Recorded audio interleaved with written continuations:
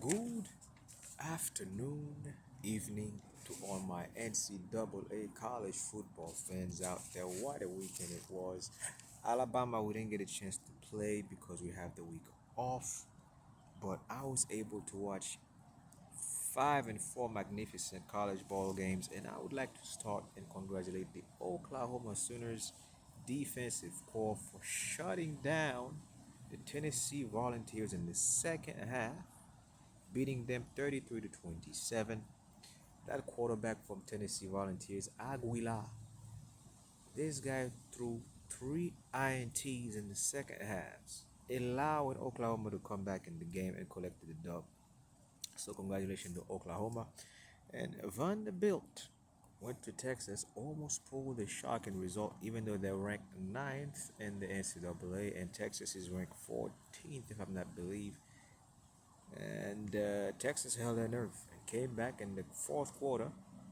And Archie Manning, your baptism is complete. You passed the test. You earned my respect. You had a great game. Some great throws yesterday.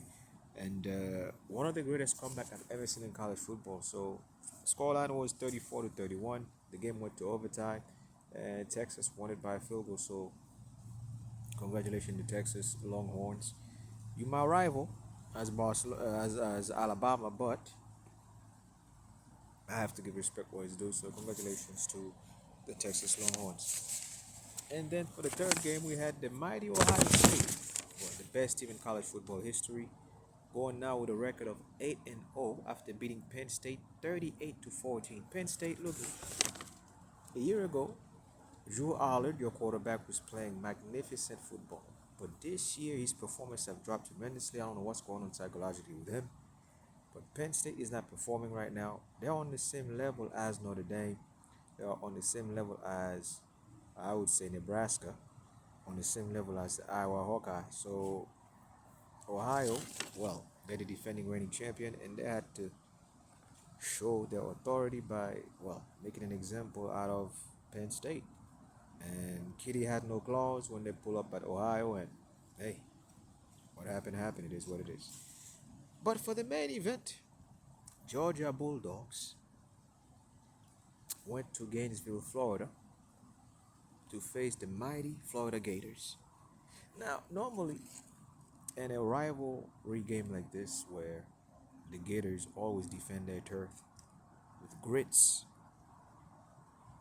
intimidation, and a defense that can actually like tear up any team that show up there. But the thing is, the Georgia Bulldogs.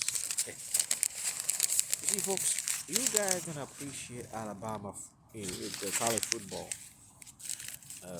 club. Let me tell you something. If Alabama was not in the SEC, I repeat, if Alabama was not in the SEC, to stop a team like Georgia, every year there would be the SEC champ. No disrespect to Oklahoma, no disrespect to the newbie Texas. This is their third year with us. No disrespect to LSU, the Mighty Tigers. No disrespect to Auburn Tigers. No disrespect to teams like Kentucky.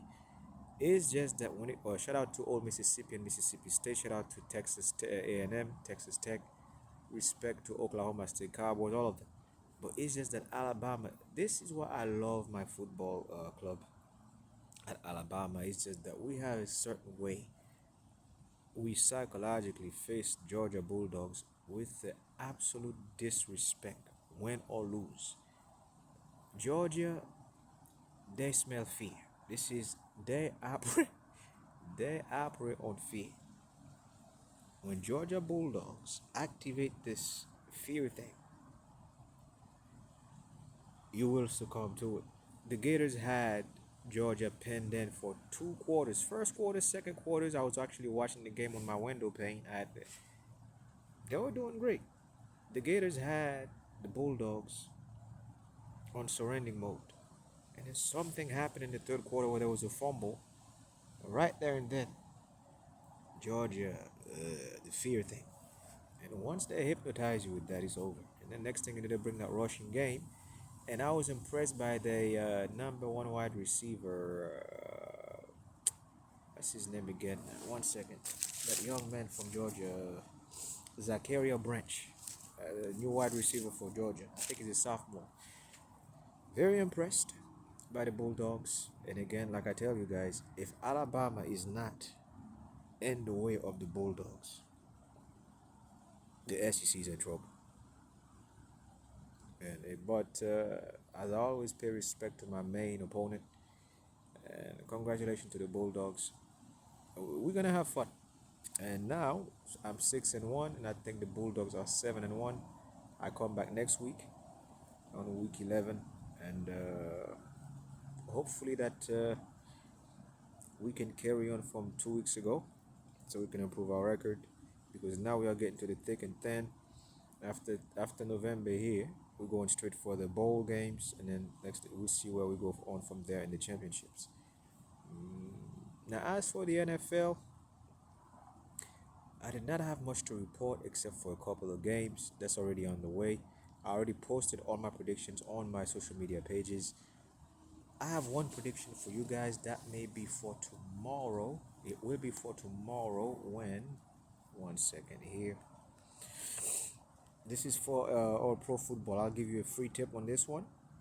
We have, well, actually, I can give you two. This is week 9. We have tonight at 8:20. The Seattle Seahawks, with a record of 5-2, travel to the capital of the nation to face the Washington Commanders. Jalen Daniels, Mr. MVP. Now the line they're putting on here is the Washington Commanders is at +3 on the spread at home as the underdog, which is a good buy. You can actually buy some points to increase this to +5 or +7, like I did against the Seahawks. Will the Seahawks beat the Washington Commanders at home? Highly unlikely. I think this game might even go to overtime, and I think the Commanders will beat the spread at +5, +3 as the underdog, and might even win the game, and you might get an extra bonus. Now, to tomorrow's game, where the Arizona Cardinals travel to Dallas Cowboys at Arlington, they're putting the Cowboys at -3 and the Cardinals at +3. Uh, you can do over and under for both teams to score under 53.5 points. So go with this game. Do not choose spreads. It'll be tricky. And the money line, I cannot guarantee you the Dallas Cowboys will beat the Arizona Cardinals. So what you do is you combine the two teams for over and under 53 to 53.5 points. This game will be under 53 points. Why do I say this? And why am I convinced? Because these teams are well equipped defensively. So the running game will be important for both teams. And as for the Dallas Cowboys, I don't see them as a big threat, but the Arizona Cardinals can handle their business on away grounds, and they have the edge. So the edge will go to the Arizona Cardinals. So remember, over and under 53 points, you go with under. Again, you go with under 53 points, and you collect your dose. So that's all I have for pro football tips. And I will be back next week with vlog number 9 for pros and vlog number 11 for college football. So that's it, folks. Enjoy your Halloween weekend. Drink responsibly. And to those who are into costumes, please don't scare the kids. And that's it. Enjoy your magnificent weekends. I'll see you guys next. Bye. Peace.